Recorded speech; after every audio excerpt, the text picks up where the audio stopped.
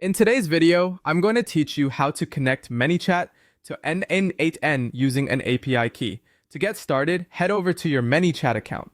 Once you're inside the dashboard, go to the settings area and then open the API section. This is where you can generate an API key for your ManyChat workspace. The API key is what allows n8n to securely communicate with ManyChat, so this step is essential for the connection.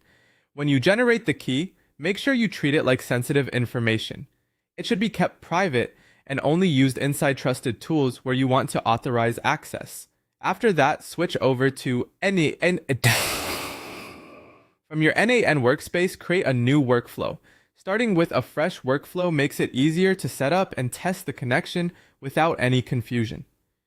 This workflow will be the place where you begin building automations that interact with ManyChat, whether you want to listen for events, send data, or trigger follow-up actions. Next, add a ManyChat trigger or a ManyChat node to the workflow.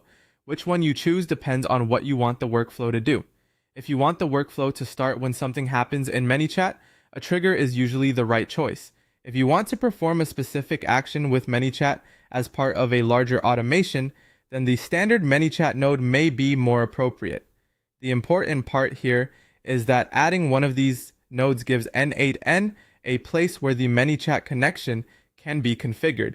Once the node is added, create new credentials in n8n.